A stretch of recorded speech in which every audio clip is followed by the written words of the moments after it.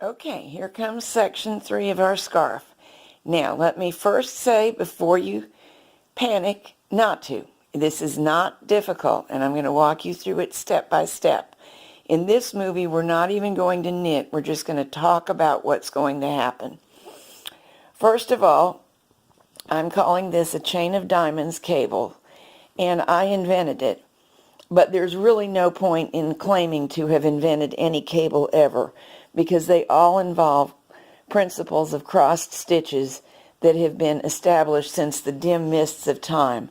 So you may have seen something similar elsewhere because there are only a certain number of things you can do. Let's look at this closely. You'll recognize this over here and on the other side. That's just garter stitch. Everything on the outside of the diamonds is going to be garter stitch. So every time you are knitting from right to left, that will be a knit row. Every stitch is knitted, except that I am continuing to slip the first stitch of every row going both directions. So it will be, in fact, slip one and knit the remainder. Going to the right, the whole background is purl stitches. So we'll slip that one and purl the remainder of them. Here's where it gets interesting. I'm going to describe this to you, and then I'm going to show you a chart and show you how to understand the chart in the next movie. I thought long and hard about how to get a chart that would work on a video for you to save and understand, and this is what I've come up with. But we're going to discuss the rows. All of the cable crosses occur on the purl row. So nothing happens except knitting on the knit row. We knit over it to there. We begin purling back. Then all of the stitches that are involved in the diamond are knit stitches. So for this first row, we knit the 3 center stitches.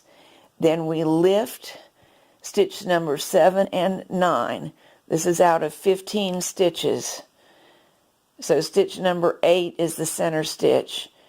And I have just made this cross on this example. This is stitch 8. It stayed put. Then I lifted 7 and 9 and I crossed them. And it's important that you not be knitting overly tightly, otherwise you won't be able to cross them.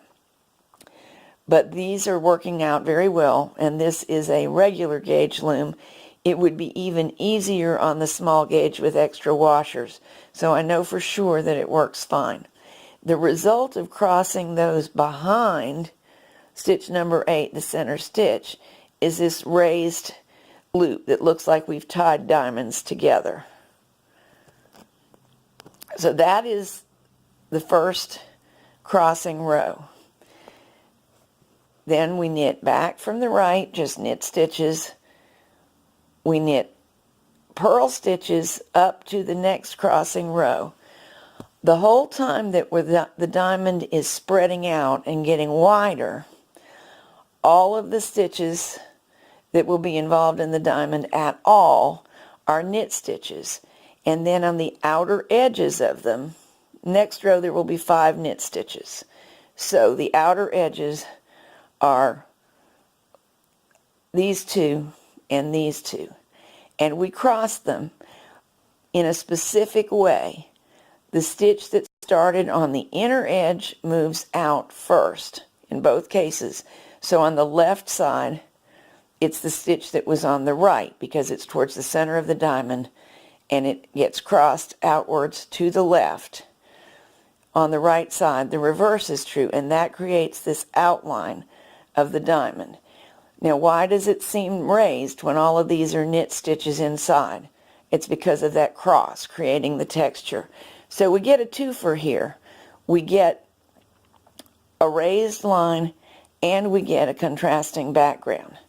That goes on right until the farthest, widest point, which is 9 knit stitches. There will be 3 purl stitches to either side on this row.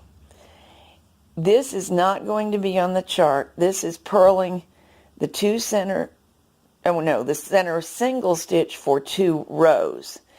You do not have to do it. It adds a little bit of nice texture. Here you're getting a good look at it down here. But your first time through, if you're not an experienced cabler, I think you might be better off leaving it out. It is not in the chart. It's simply an option. And in order to make the chart possible to comprehend and not too complicated to read, I left it off of the chart, and I'm leaving that to your decision whether to purl for 2 rows there. So up to here, we've been moving stitches out every row, crossing the ones that we want to remain in the background. They are crossed second because the one that is resettled on a needle first. I said needle, meant peg, sorry. The one that is resettled first will be the one that makes this line. On the way back in, things change slightly. All of the stitches involved in the diamond still must be knit stitches, and all the background stitches must be purl stitches because we are still crossing all the cables on the purl rows of the garter stitch. However, because we're crossing and we are moving, I call these the legs of the diamond cable. We're moving the legs inwards.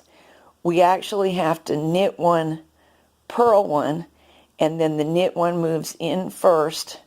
The purl one goes to the outside of the diamond, and everything is as it should be. So your chart will look different. The chart begins and ends with a cross like the one that I showed you, involving the 3 center stitches, but actually only the 2 center stitches move. The direction of this cross is your business.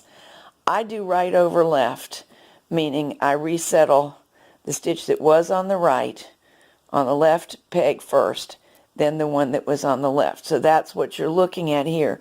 It makes very small difference in looks. However, there is enough of a difference that you just want to be consistent. And I simply choose by what works best for me with the tools. I'm right-handed, and I think that's probably why it seems easier. But since I can do it the other way, who knows? It may not really be a big deal. Just write down what you're doing if you're new to cabling. If you're an experienced cabler, most likely you already have a favorite way and you won't have trouble keeping up with it.